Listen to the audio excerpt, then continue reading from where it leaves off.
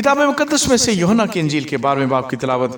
پھر یسوع فصح سے 6 روز پہلے بیتنیہ میں آیا، جہاں لازر تھا جسے یسوع نے مردوں میں سے جلایا تھا۔ وہاں انہوں نے اس کے واسطے شام کا کھانا تیار کیا، اور مرتا خدمت کرتی تھی، مگر لازر ان میں سے تھا جو اس کے ساتھ کھانا کھانے بیٹھے تھے۔ پھر مریم نے جٹاماسی کا آدھ سیر خالص اور بیش قیمت عطر لے کر یسوع کے پاؤں پر ڈالا، اور اپنے بالوں سے اس کے پاؤں پہنچے، اور گھر عطر کی خوشبو سے مہک گیا۔ مگر اس کے شاگردوں میں سے ایک شخص یہودا اسکریوتی جو اسے پکڑوانے کو تھا، کہنے لگا، یہ عطر 300 دینار میں بیچ کر غریبوں کو کیوں نہ دیا گیا؟ اس نے یہ اس لیے نہ کہا کہ اس کو غریبوں کی فکر تھی، بلکہ اس لیے کہ چور تھا، اور چونکہ اس کے پاس ان کی تھیلی رہتی تھی، اس میں جو کچھ پڑتا وہ نکال لیتا تھا۔ پس یسوع نے کہا کہ اسے یہ عطر میرے دفن کے دن کے لیے رکھنے دیں، کیونکہ غریب غربا تو ہمیشہ تمہارے پاس ہے، لیکن میں ہمیشہ تمہارے پاس نہ رہوں گا۔ پس یہودیوں میں سے عوام یہ معلوم کر کے کہ وہ وہاں ہے، نہ صرف یسوع کے سبب سے آئے، بلکہ اس لیے بھی کہ لازر کو دیکھیں جسے اس نے مردوں میں سے جلایا تھا۔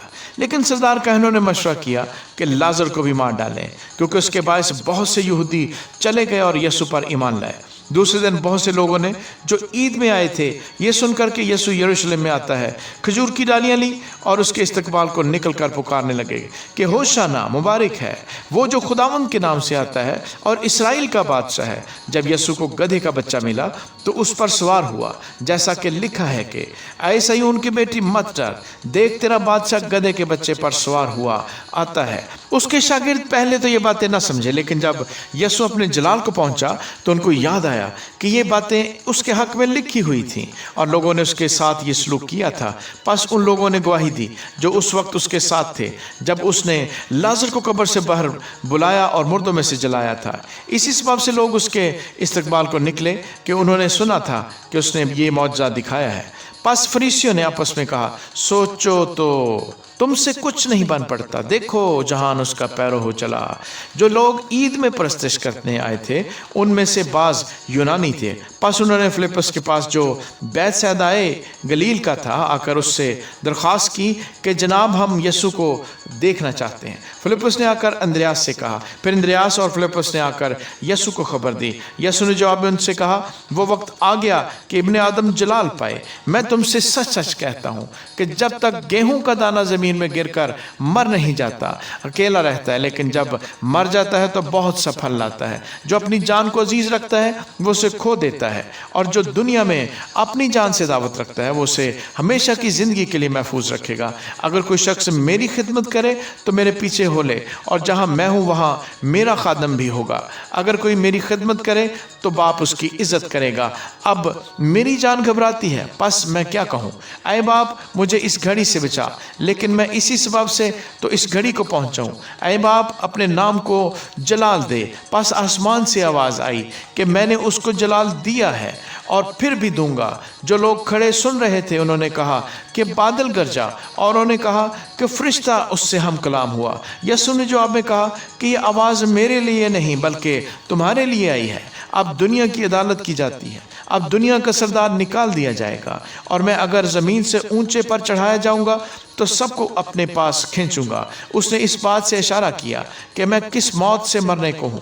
لوگوں نے اس کو جواب دیا کہ ہم نے شریعت کی بات سنی ہے کہ مسیح ابد تک رہے گا، پھر تو کیوں کر کہتا ہے کہ ابن آدم کا اونچے پر چڑھایا جانا ضرور ہے؟ یہ ابن آدم کون ہے؟